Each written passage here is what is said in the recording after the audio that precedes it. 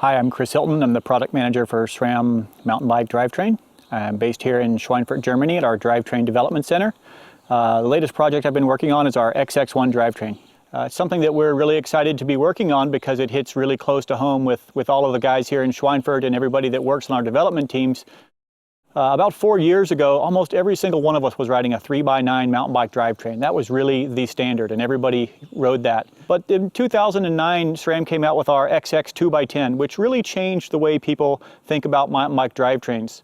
It's a lot more efficient, a lot faster, and a lot cleaner if you just stay in that big chain ring and pedal in all your cogs. So with XX1, part of the thing that we really wanted to bring to it was make a better one-by drivetrain. So with our 1042 11-speed cassette, we've actually essentially added a higher high gear and a lower low gear to what a 10-speed drivetrain has today.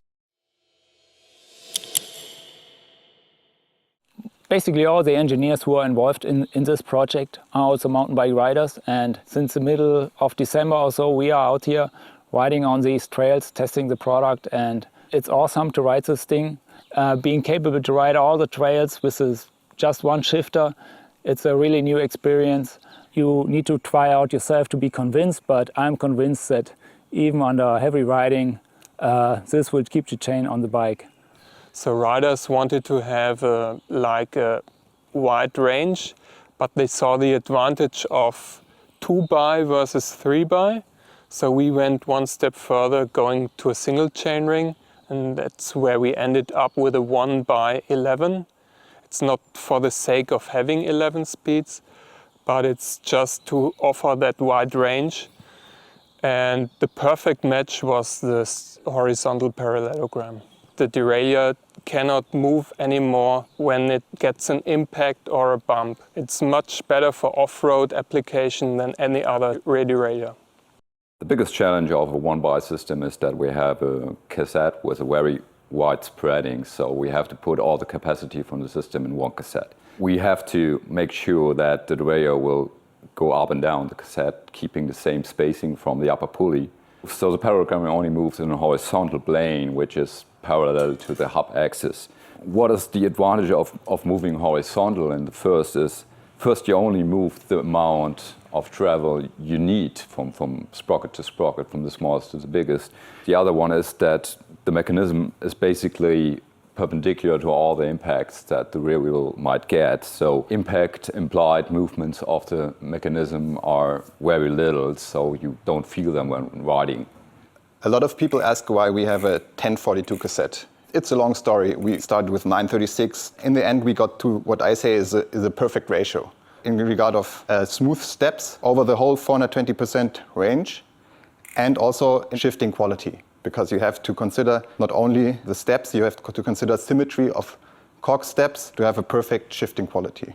For the XX1, we use the X-Dome technology. So with this, we achieve a really light cassette and actually do not significantly add weight, even though we have this huge ratio. One of the fundamental parts of a one-by drivetrain is clearly the front chain ring. We've taken the opportunity with XX1 to actually create a ring specifically designed to do a lot of things that chain rings have never done in the past. So we're actually able to build a profile into the ring that helps the chain run quieter, more smoothly, gives better durability to the drivetrain, but most importantly, actually helps manage the chain and hold the chain onto the ring. So in a sense, we've built a guide system into the chain ring itself. Combining the X-Sync teeth with our Type 2 rear derailleur clutch technology makes a really, really stable drivetrain that really resists chain derailment in heavy terrain, even when you're running a bike with absolutely no chain guide at all, like on the bike we have here. We start with getting styleboards together, so getting kind of a form direction for the grupo. Then we sketch up first directions, and we going parallel in three-dimensional models here, like you see on the screen. That's well, it's the final situation, but that's the main goal.